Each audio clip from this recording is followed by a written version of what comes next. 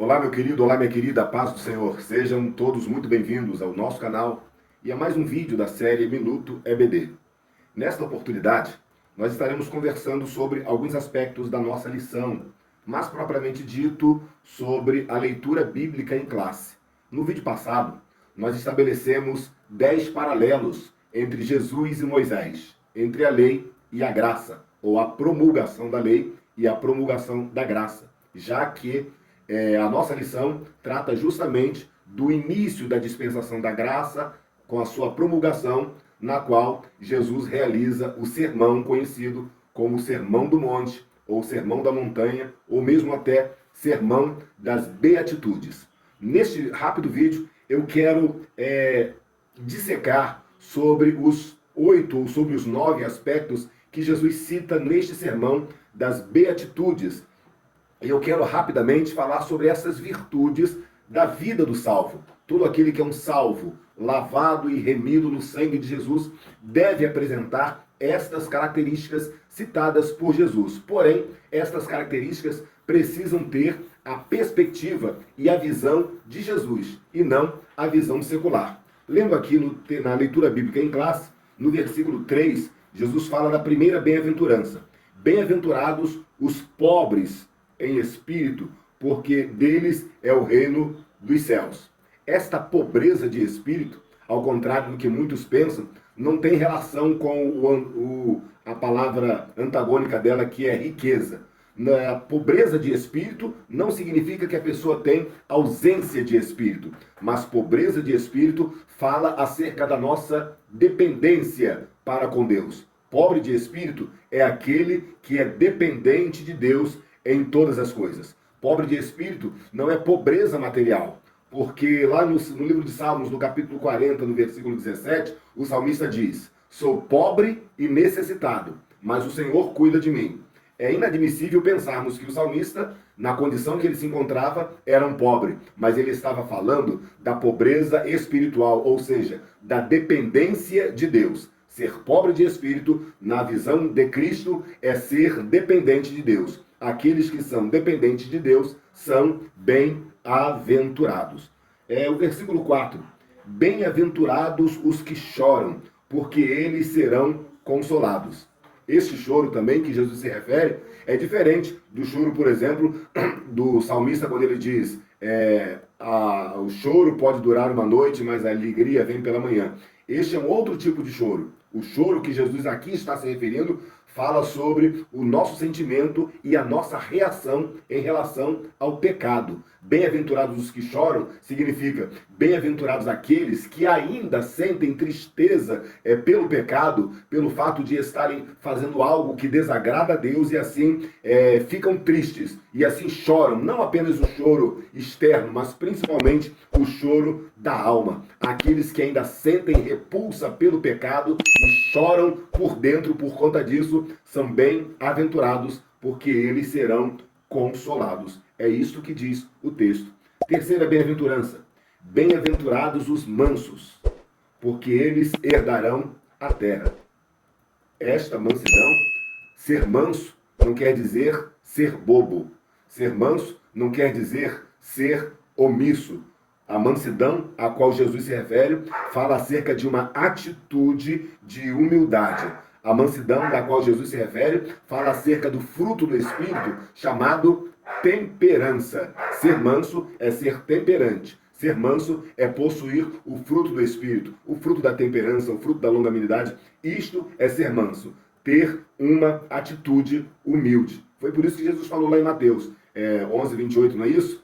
Aprendei de mim, que sou manso e humilde de coração. Vamos para a quarta bem-aventurança, versículo 6. Bem-aventurados são os que têm fome e sede de justiça, porque eles serão fartos.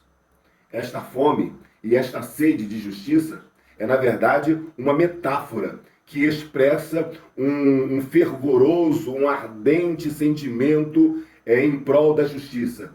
É uma vontade muito grande que a justiça seja exercida. Não apenas a justiça do homem, mas principalmente a justiça de Deus. Porque a justiça do homem, às vezes, é falha. A justiça do homem, às vezes, ela é limitada. Mas a justiça de Deus, ela é fiel. A justiça de Deus é a única certa e digna de confiança. Foi por esta razão que no versículo 20 do mesmo capítulo 5, Jesus disse assim: se a vossa justiça não exceder a justiça dos escribas e dos fariseus, de modo nenhum entrareis no reino dos céus. Jesus está dizendo que a justiça do reino é superior à justiça secular, é superior à justiça dos homens, é superior à justiça dos escribas e fariseus. Quinta bem-aventurança, versículo 7. Bem-aventurados os misericordiosos, porque eles alcançarão misericórdia. Ser misericordioso é ter empatia pelo sofrimento alheio. Ser misericordioso é ter o sentimento de Deus no seu coração. A palavra misericórdia são dois cognatos. Miseri, que é miséria, e córdia, que é coração. A tradução exata seria coração voltado para a miséria de alguém. Ser misericordioso é ter empatia por aqueles que estão na miséria, e isso em todo e qualquer aspecto. Deus é misericordioso para conosco e nós precisamos ser misericordiosos para com as outras pessoas. Ser misericordioso se relaciona com a atitude de sentir empatia pelas pessoas. A lei do retorno nos diz que aquilo que nós liberamos é aquilo que nós atraímos. Aquilo que nós temos é aquilo que nós liberamos. E aquilo que liberamos é aquilo que atraímos. Então, se o nosso coração é cheio de misericórdia, é isto que nós vamos liberar para as pessoas. E se nós liberamos misericórdia, nós também atraímos misericórdia para conosco. Versículo 8.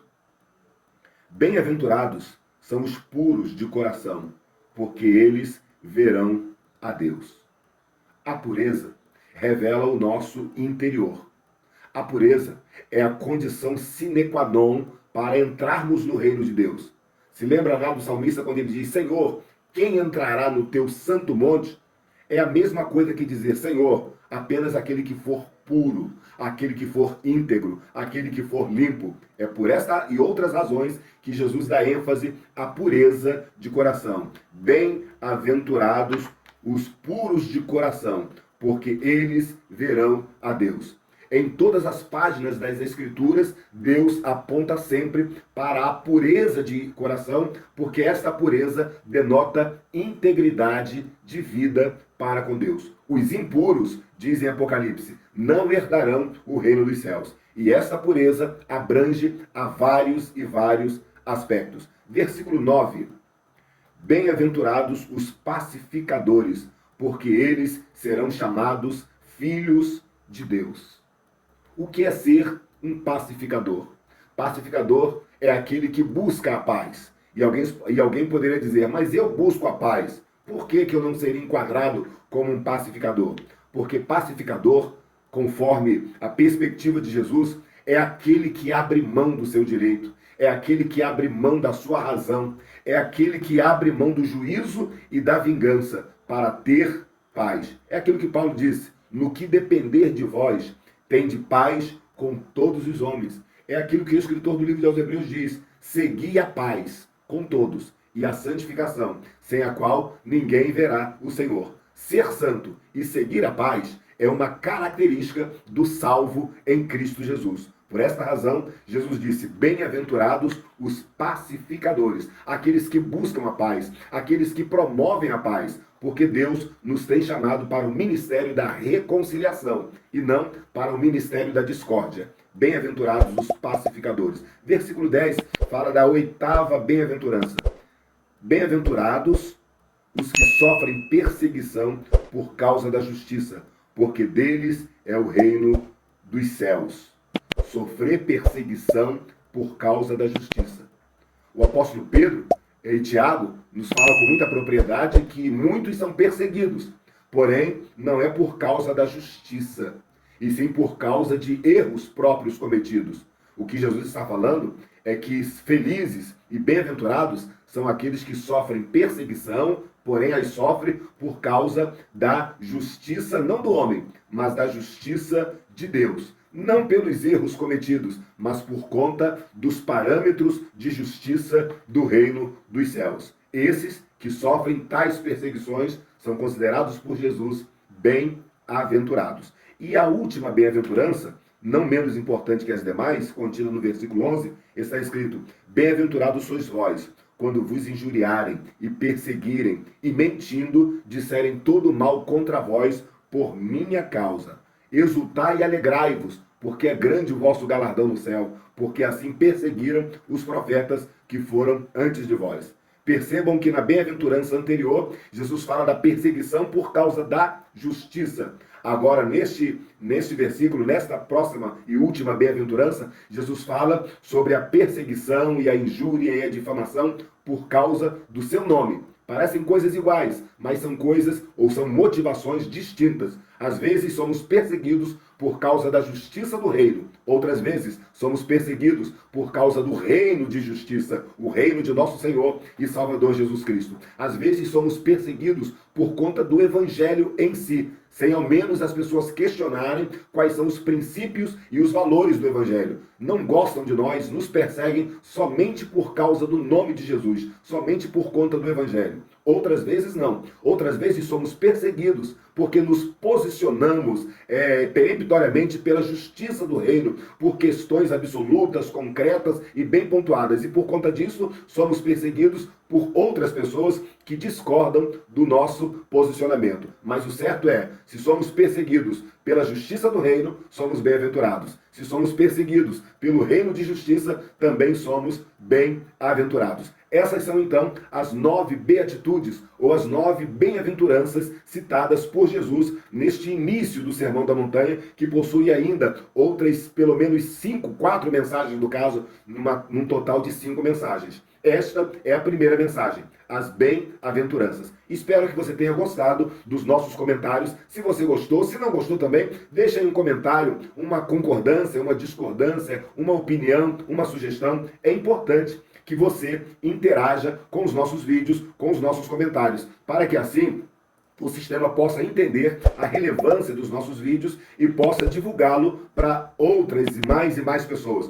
Não esquece também de deixar o seu like neste vídeo, não esquece de se inscrever nos nossos canais, Roque Ribeiro Oficial, Facebook, Instagram, YouTube, Roque Ribeiro Oficial, tudo junto, sem acento. Não esquece também de acionar no YouTube a sinetinha das notificações, para que assim que lançarmos um novo vídeo, você possa também estar tendo acesso rápido a este vídeo. Outro detalhe é que na descrição deste vídeo, nós deixamos aí o link do vídeo anterior, para que você possa fazer um apanhado e assim você ter uma boa aula, uma excelente aula no próximo domingo. Então não esquece de frequentar a Escola Bíblica Dominical na sua igreja, interagindo com os alunos e com os professores, e assim você estará crescendo em graça e sabedoria diante de Deus e diante dos homens. Você acabou de assistir mais um vídeo da série Minuto EBD. Eu sou o pastor Roque Ribeiro. A paz do Senhor e muito obrigado pela sua atenção.